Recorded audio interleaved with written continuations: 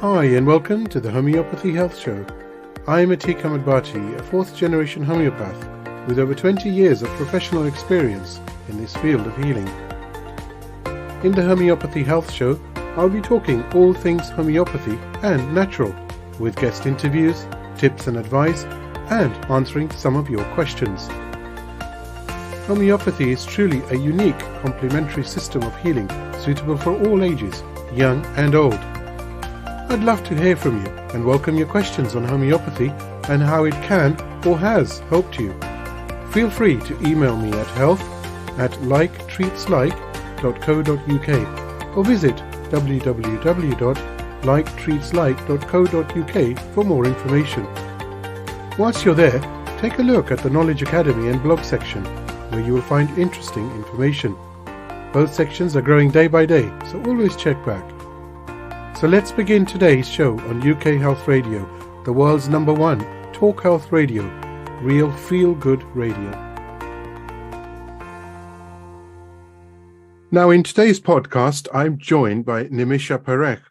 Nimisha studied at the Cathedral and John Cannon in Mumbai in India, the University of Wits in South Africa, and later, of course, the College of Practical Homeopathy in London. Nimisha is a seasoned homeopath and expert on the Narayani Remedies, which we will be talking about later in today's podcast, and she has also written a book on the Bannerji protocols. Nimisha, it's so nice to have you on today's Homeopathy Health podcast. Thank you for joining me. How are you? I'm good, Atik. Just a few days ago, I saw a sign, "Strive to arrive." It was a traffic sign. And I feel I finally arrived. By doing this show. It's my first kind of radio show. So I think Nimisha, with the Narayani Remedies we're going to talk about, this is going to be epic. That I'm looking forward to it. So I'll also like to thank your CEO, Johan, for the tremendous work you're doing and all the other presenters. I've come across some really interesting articles, shows, and I'm looking forward to listening to all of them.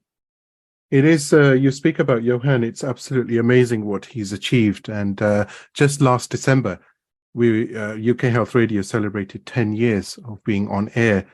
And it really is amazing. You have 47 presenters, 42 shows, and it's just like a one-stop shop to health, all things health, conventional health, natural health, healing, nutrition, therapy, you name it, well-being. It's brilliant. It's really, really good. And thank you for thanking him. And of course, I also take this opportunity to thank Johan and the team at UK Health Radio for the great achievements. Yes, this is the way forward, isn't it? Absolutely. So, Nimisha, your journey to homeopathy, something I asked everybody, something I ask everybody on the show. What was it like? Do tell. Well, I actually, this goal orientation and all that came later in my life. I think I just kind of stumbled into things, and homeopathy was one of them. So going back, I was born in South Africa during the apartheid era, but I can't say I grew up there. My parents sent us to India and then to England for our studies. And now as a parent, I realized the tremendous sacrifice they made so that my siblings and I could have a better life. True grit, seriously. And I hope I've learned something from them. So initially, I was in India, did my schooling, as you know, then came to England, did A-levels. And then I returned home to South Africa, to Wits University, to do the Bachelor's of Pharmacology and then did an honors. And it was because the university had opened its doors to people of color or non-whites, as we were known. Right. So that was we were probably, one of the first few lots. It was a great experience. It was a great experience being home because we had been without, just on and off, not lived with our parents. And my father passed away when he was 56. So those few years were very precious to me. I got to spend them. It wasn't a great move career-wise, I'll be honest, because I was at King's College here. where it was more of a clinical pharmacology program, which is what I really wanted to do. But as I'm sure you know, and I know, that everything helps in life, whatever you've learned. And I'm finding that, because when I used to go home, my dad had this wholesale business, so I used to go there and do the accounts, and then now that's helped me in my career. And I certainly know that, South Africa has gone through its ups and downs, but what was it like? I mean, was it okay? Was it relatively safe? Could you live your life as you wanted to, with certain restrictions, of course? No, well, we were actually confined to certain areas. So my parents lived in Johannesburg. My dad's business was down the road. So we stayed in this apartment, which was okay.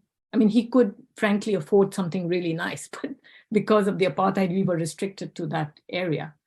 But I think, you make the most of life, don't you? And we were very actually fortunate, because my father had the financial strength to send us away, bring us back on holidays. I think overall I have fond memories of South Africa. It wasn't very safe. You were restricted to going out, etc. So your family life was very strong. Now, moving forward, coming to the UK, how did you actually get interested in homeopathy? Did this come by chance, or did you speak to somebody, or? Yeah, as I said, I kind of stumbled into homeopathy. There was no kind of big career, choice. When I finished my pharmacology degree, after a few years, got married, emigrated to the US with my husband for his business. And then in my mid-40s, we were traveling again because of his business. And we were in Dubai for a couple of years. And that's where I amazingly ran into someone with the book on homeopathy in the bookstore. I didn't expect that. Not in Dubai. Dubai, exactly. I was there just for 2 years. But, it's just being in the right place at the right time. I think that's what's happened to me. So I went up to her and asked her, tell me a little bit more. Where did you learn this? And she said the College of Homeopathy in London. So that was my next stop, London, and hopefully it's the final stop. So I looked into it, came down for an interview with the College of Homeopathy, and basically the rest is history. I heard Colin mention that when he was there, Colin Griffith, it was run by Robert Davidson and Barbara Howard. I joined in 2000. Robert had opened the College of Practical Homeopathy. So we all basically, most of us moved to the College of Practical Homeopathy. And for me, that was the best decision I made. And Robert, he was great. He just welcomed us. And, unfortunately, it was his last year at the college.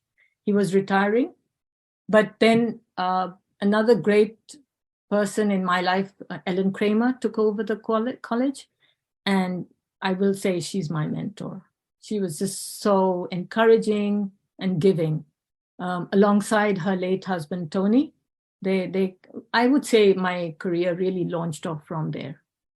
So many people have said so many wonderful things about Ellen. Today, that college has certainly a lot of respect around the world. And a number of homeopaths that I do speak to on the podcast from around the world actually studied at the College of Practical Homeopathy. So, that's always good to know as well. At the practical college, you just went and did your bit, and that, I think that was a great stepping stone for me personally. And I was also fortunate to have been taught by some great teachers and visiting lecturers like Robin Murphy. He was a big influence in my life in terms of the practice, because he made it so simple. He says, treat the patient for what they've come for. And I think a lot of that is missed when we try and, take the whole case, and then, you get kind of lost in there. So that makes it very simple. Make sure that you're treating if it's a stubbed toe, then make sure that. And the second way I look at homeopathy is, where's the energy leak?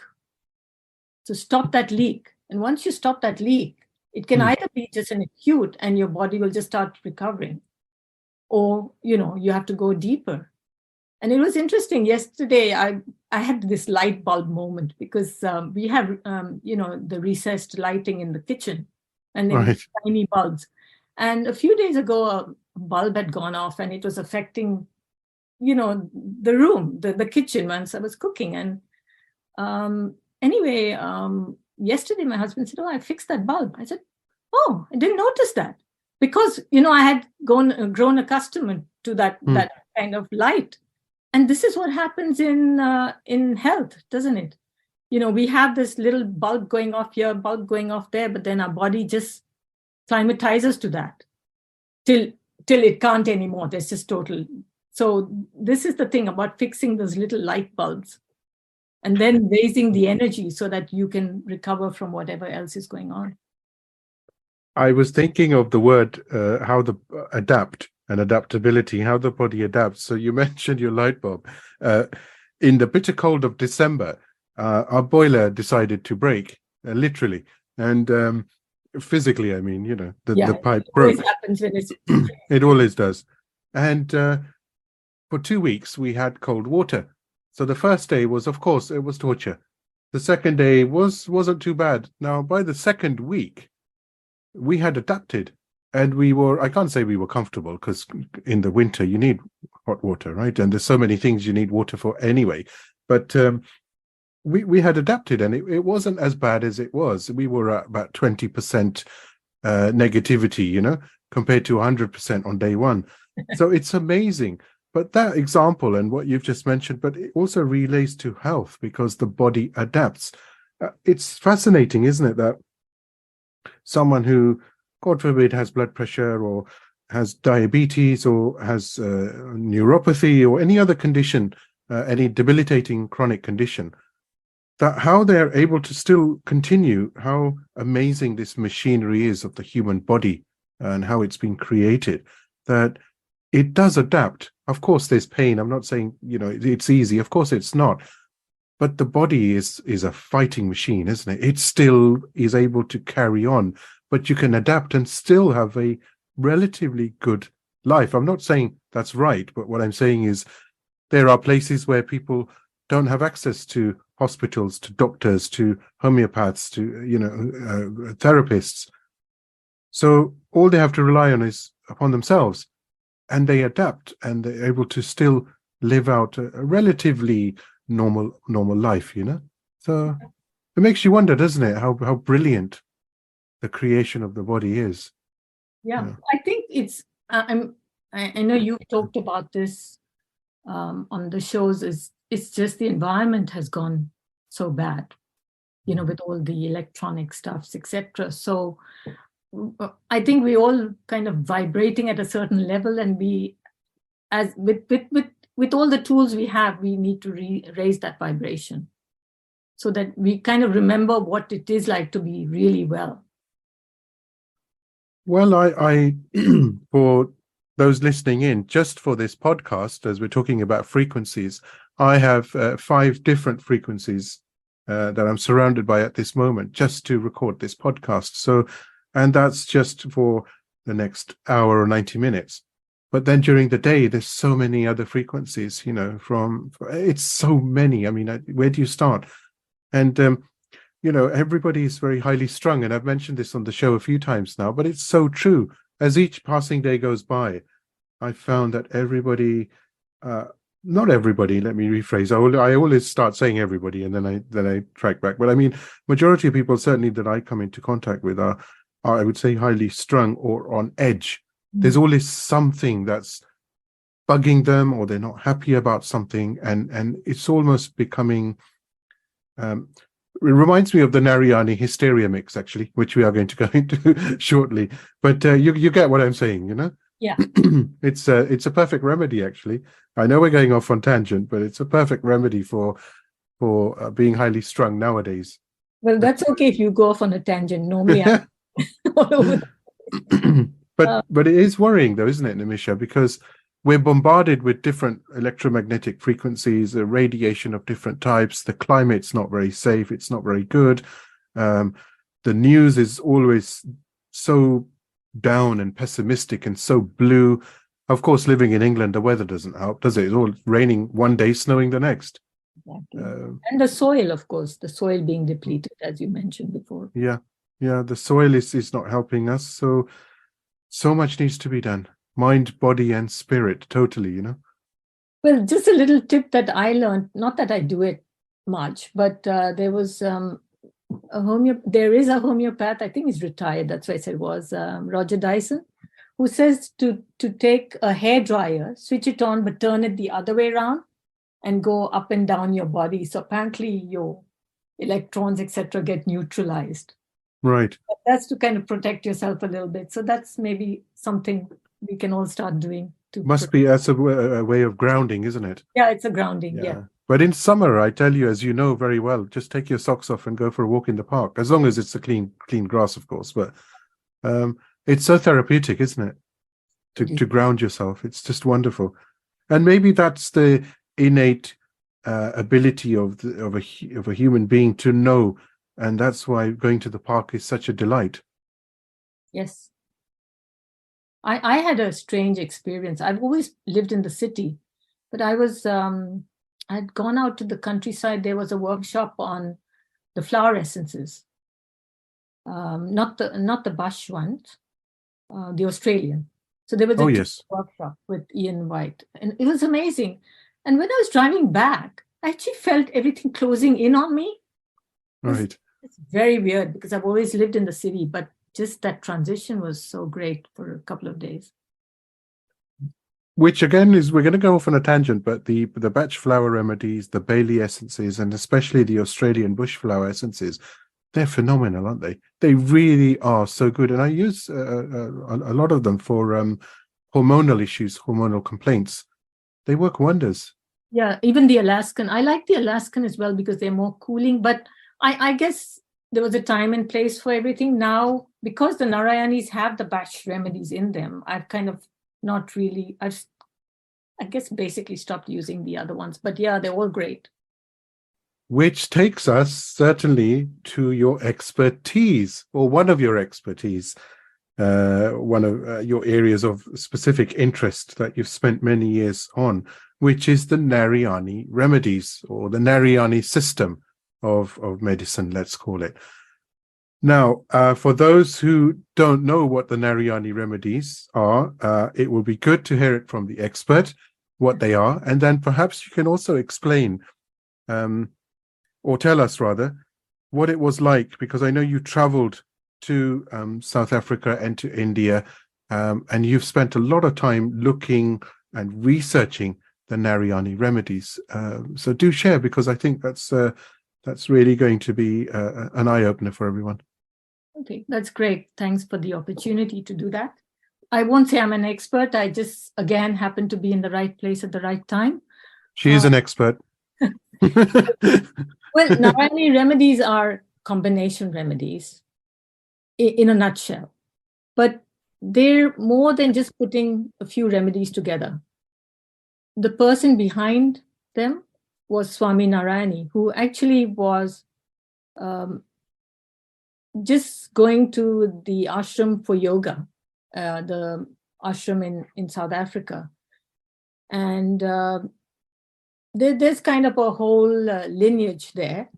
But when I started researching, it actually came about because when I graduated from the College of Practical Homeopathy, Ellen was, as I mentioned, the director in charge. And something made me say, listen, I'd like to keep in touch and be involved with the college. So she said, yes, what I'd like to do is I'd like to have the graduates come back from time to time, have other homeopaths come and visit. So why don't we set up a graduate forum? So that's how I got involved. And I said, yeah, sure, I'll do that. And I started off inviting, teachers to come and talk on weekends. I would do it on, maybe 4 or 5 Sundays a year. And just, again, organize it, invite them, get the enrollment, etc. And at one point she said, why don't you talk on the Narayani Remedies? I said, what am I going to talk about that? And she said, let's sit down. And we actually put together a kind of lecture. Mm. Because Ellen can talk about anything under the sun. And she used to use Narayani Remedies. I was backtracking. I was introduced to the Narayani Remedies in 2003 by Robert Davidson. But it was one of the last lectures of the year, when you're just like saying goodbye. Mm. And it was mind-blowing because he was like talking about 10 M's and 50 M's and 1 M's, but there wasn't much information on them. Because I remember going home and looking for information on the internet, and there wasn't much. And a couple of years later, this opportunity came where Ellen said, why don't you talk about them? So I started researching. And then that was when everything came together for me, because I had lost my dad by that time. And when I was researching, I saw a picture of Swami Shivananda, who's basically the founder of the Soham Foundation. And I said, I know that place because that book used to be in our living room in South Africa. Interesting. Yeah, because my dad was, a patron of the Divine Life Society, which was founded by Swami Shivananda. So that kind of made me feel Dad was guiding me to this, and this was the path. So and I've not looked back since then. So we put together this talk, and I started talking about Narayani Remedies. And Swami Narayani was, when we talk about this later, she was one of the downlines of Swami Shivananda, etc. And again, what was very interesting for me was I could relate to the background, because when I went back to South Africa, we had this little clinic. I was the one with the car. It was they call it a baby shit Mazda color, but it had a hatchback. So I had few friends who were medics, and we used to actually drive out to the farms to offer vaccinations and medical help. So this was a weekend thing, and we all used to pile up into my car. And on the Friday, I would go around collecting medicines from all the pharmaceuticals. So when I was going through the research and seeing what Swami Narayani had done, she had, this was in Durban, I was in Johannesburg, but similar, because the farms are so widely spread that they had no medical help. And she actually started this little mobile clinic with the Narayani Remedies and started putting together the combinations. The source material, now the Narayani Remedies come in mixtures, don't they? So yeah. There's mixtures and balance remedies, and then there's organo OM remedies, and then there's mixtures of mixtures. Now the question that I'm often asked, certainly, is where were they sourced from? How were these mixtures put together? Because some of them, let's take an example from your book, Nimisha, Narayani Remedies. So I'll just open it anyway. So let's say heart balance. It's got in here, for example, adrenaline as an organo ingredient, and then there's some batch flower remedies, and of course the homeopathic. But then when you look at, let's say, the organo remedy called heart, and that's got coronary artery, endocardium, pericardium, and so forth. So where was all of this sourced? Because that must have really been time intensive, labor intensive. Well, we started sourcing ours from a pharmacy in India where we were led to by the Soham Foundation. Most of these are bovine sarcodes. Yes, it did take a lot of effort, but she did it in stages. She started with the simple mixtures first, and she used to travel to India and Mauritius, etc. I started on this journey 20 years ago. I did call up the foundation in South Africa, asked a few questions, and it was similar to certain kind of groups being formed around Africa, where a homeopath from here goes, trains the local people, and then they run the place. So this is actually what happened after Swami Narayani passed away. You traveled, obviously, to the Soham Sanctuary. Yes. And what was your experience actually being there? The original one in South Africa is closed down. I think Right. when Narayani passed away, then Swami Ananda was there. And then when he moved to India, where I did meet him, I think the Benoni one closed down. But I do know from the original people I met in Gujarat that even at the Gujarat Foundation, they used to have chanting and prayers and, have the homeopaths working there, which was a really nice influence. Things have changed quite a bit now. They've kind of renovated the premises, but I think the people are really nice. I think I'm one of the few people who've met the trustees, etc. Right. Because I felt that was important, that they know who I am and I know who they are. I know many years ago I was in regular phone contact and email contact with Swami Ananda, and a lot of knowledge there on the Narayani remedies. And again, it reminds me of something you said earlier, that something Robin Murphy said to you, which is keep things simple. So I would find in my youth or my passion or zeal, I would ask certain questions to do with the Narayani remedies, but the reply would be very straightforward and very simple. And I'd say, oh, okay, is that it? But later on now, at a more mature age, I realize now what all of that meant. It's just keep things simple, isn't it? It just don't make it too complex for yourself to understand. Just be appreciative that something's there. It's been tried and tested in practice and it works. Absolutely. I think when we get into analysis of each remedy, etc., that's when it gets complicated. I think we can go down the rabbit hole. And I remember, the psycho-spiritual ones, like removal of entities, divine protection. Even though I come from a spiritual background, my mind didn't kind of quite get round to that initially. But then a few years later, with the feedback I got, and you won't believe it, my husband, who's not very highly spiritual, any packages that go out, he kind of sprays divine protection over it to make sure it reaches its journey. That's good. Good. Now, practicing Narayani remedies or using them in day-to-day scenarios, I found that some of the combinations, because I as a homeopath, I have a toolbox, like we were speaking off air earlier. I have a toolbox, and whatever the patient needs at that time is what I will prescribe. So it could be based on the classical route, constitutional, it could be a miasmatic route, it could be anything, or it could be combination remedies. Sometimes somebody comes with something very acute, and I found that the Narayani remedies are so quick. But then going back at the start, I also remember that I thought 10M, because I was taught 10M and 50M, as all homeopaths are aware, are very deep acting, very high potencies.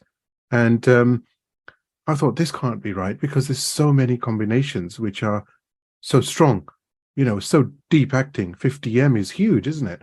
Sure. And but they work. Well, they work without aggravation. Of course, it's homeopathic, so there's no side effects. But it's amazing how well they continue to work.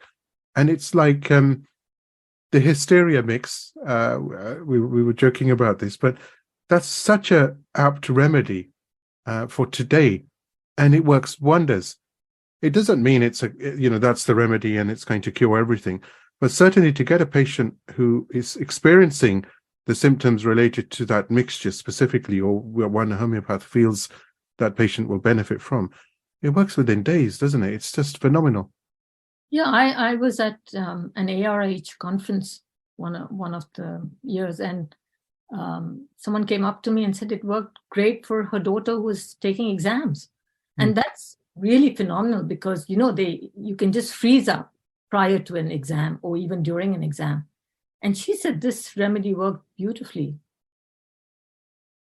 How's your experience with the remedies? I mean, because you've been using them for over 15 years, is it now?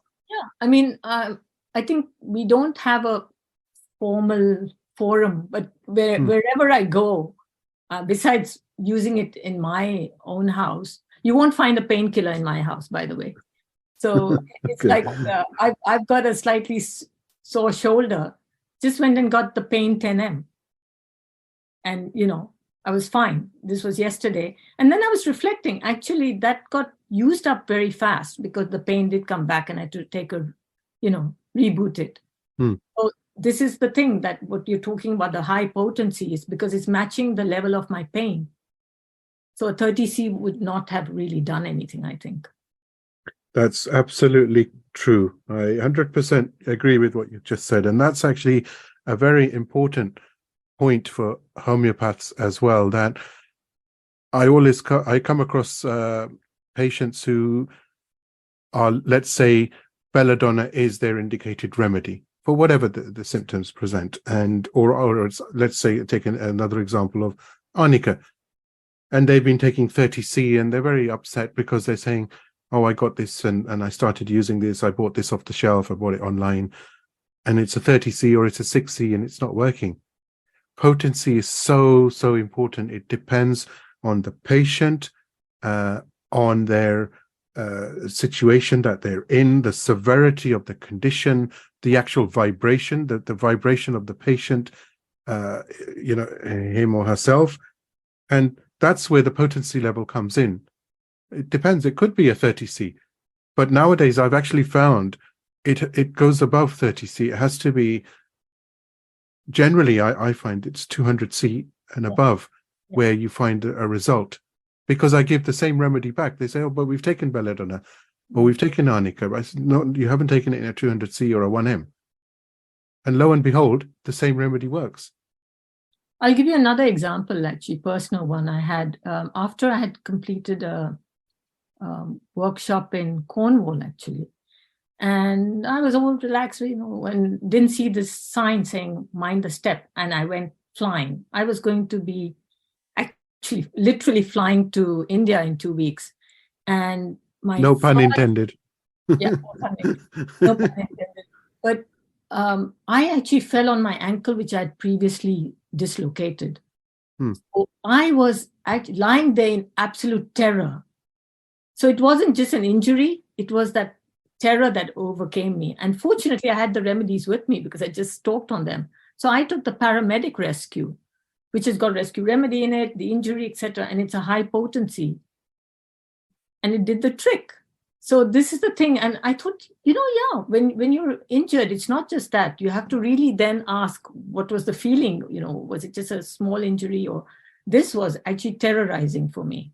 So Narayani, paramedic rescue, it's one I tell everyone to keep in their purse. Definitely. So now, over and above the Narayani Remedies, and you have written a book, of course, on the Narayani Remedies, which basically explains the formulations, the potencies, and so forth. But you're also very interested in the Bannerji protocols. So do tell us more about that. Yeah, so this is again connected to the Narayani Remedies. As I said, this has launched my career because one very dear Japanese friend of mine, she's a homeopath. She's, I think, not practicing anymore, but she got interested in the Narayani Remedies, and we used to attend my courses and promote them. And she actually had been taught the Bannerji protocols and used to go over to Holland because Ewald Stotler used to host the Bannerjis. But and she was trying to push me into coming and say, have a Narayani table there. And I didn't have the money, frankly, and for the tuition and the flight, etc. So I didn't go, much to my regret. But a few years later, she said, why don't we organize a Bannerji protocol seminar, invite them here? And she said, they're not actually responding to my emails. And I was actually flying to Mumbai pretty soon after that. So I took a flight to Calcutta just to go and invite them. And I was there for about 20 minutes because the senior Dr. Bannerji was not well. So I spoke to Dr. Pradeep Bannerji, and he said, yeah, I will look into it. And that's how we started the dialogue. And it was we had them in 2016 and 2017. And that was the first time they actually spoke in London. Right. It was, I think, a great achievement for us, and introduced the Bannerji's protocols to the UK homeopaths. And What's the thought process behind the for those who aren't aware? Excuse me. What's the thought process behind the Bannerji protocols themselves? Well, we practice the modern homeopathy, which is the layers method, the Aiziaga method, as some people may be aware. This is one of the courses I run as well. And they actually treat the top layer. Well, I think there's another layer on top, which is the drug layer, but they make it very simple. They just give camphor 200 to take care of that. I tend to do much more stuff like detoxing. But then they basically, because they don't have the time, and they had such an expertise on diseases, they just treat that layer, the disease layer. But saying that, they also used to give some organ support in form of mother tinctures and a little bit of the miasmatic Suriname once every 10 days. So it was a multi-pronged, it is a multi-pronged approach. Sadly, both of them have passed away, as you know. But I was fortunate to actually go and be with them from time to time.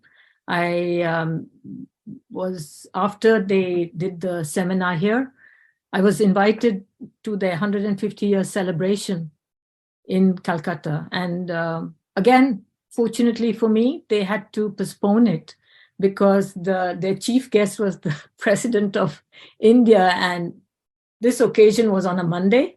And the Saturday, he decided to go for a walk in his presidential gardens and got heat stroke. So he informed them that you'll have to reschedule. So when I spoke to Dr. Pradeep a couple of months later, I said, so how did it go? He says, well, it didn't, because we had to reschedule it. So that then worked for me. So I was one of the few people who managed to go internationally to that presentation, and it was really something to see. Amazing. So that, a lot of after that, I decided to spend a couple of weeks and learn the process. And again, having that strong foundation in practical homeopathy really held me in good stead, because I could understand what they were doing. And on my next visit, I had gone through some of the protocols. It was kind of fun because it would be a guessing game. I would guess what they were going to prescribe and see if that worked or not. So that was a lot of fun as well. Have you, are you looking at writing a book, aren't you, on the Bannerji protocols? Well, or is that something in the works? No, I did write the Materia Medica. I don't know if you've seen that. And when I was writing that, I actually looked up the meaning of Materia Medica. We know what in homeopathy, we have the repertory and the Materia Medica. And this is, again, quite a fun fact for me. I'm going to actually read it out because this is from Wikipedia. Materia Medica is the Latin term for the body of knowledge about the therapeutic properties of substances. This term was used till the 20th century, but has since been replaced by the term pharmacology. Interesting. Whoa, that's where my interest has come in. Because I kind of, normally the analogy is I normally just wear a black coat, but once in a while I'll put on a red coat to be different. So I wanted to offer something different because, of course, I didn't want to reproduce any Materia Medica. But I decided to focus on the Bannerji protocols and why certain remedies were in the protocols. And of course, when I asked, I would ask Dr. Prasanta. He used to actually, at the clinic, he would come in quite early, around 9 o'clock. And the clinic is joined to their residence. So I would pitch up there at 9 o'clock because, I was on holiday. And we would have discussions about this. And when I would ask him something, he says, oh, it's just from my experience, and research, etc., which is very true, of course, because there's so much depth to those protocols. And then when I bumped into him, well, I didn't bump into him. I was in Germany at the same time as him for a conference that he was presenting. And I asked him a question and he says, "Oh, so do you want me to teach you homeopathy now?" He kind of smiled. I said, "Okay, I'm going to get into this because, of course, we want to know what we're doing. We don't want to blindly be prescribing protocols. Yes, of course. We want to incorporate them into our practice." And I started looking and researching, and it's still a journey, but it was great. It was a great project. It's been quite a journey. You just mentioned that interesting journey as well. From growing up in South Africa, studying here in London in the College of Practical Homeopathy, going back to Gujarat for Narayani Remedies, coming back, and then you've got the Bannerji protocols. So quite a very rich experience that you've had so far, and may it well continue for many, many years. Thank you. What I'm currently working on is amalgamating my various courses. I've got courses on Narayani, Bannerji, etc. And I'm, keen to put it all into a single program. I'm kind of putting a deadline for myself for September because I work well under deadlines. Otherwise, it can go on, forever. So I'm hoping to launch that and see where it takes us. Great. Well, hopefully just before the launch, I hope you will come back on the podcast, the Homeopathy Health podcast, and talk some more. It's been a sheer delight to have you join me today. It's been really, really good. Thank you. And, I think it's all about resonance, and I think we resonate well. So thank you for inviting me, and may it long last. May it long last indeed. Thank you so much. Thanks, Atik. I do hope you've enjoyed the Homeopathy Health Show here on UK Health Radio, the world's #1 talk health radio. Tune in next time for more things homeopathy, interviews, and segments on the healing possibilities that homeopathy can bring you. And don't forget to visit UK Health Radio online at www.ukhealthradio.com to see the many other amazing shows available to listen live and on demand. Or why not download the app from the iOS and Android stores. Until next time, stay safe and take care.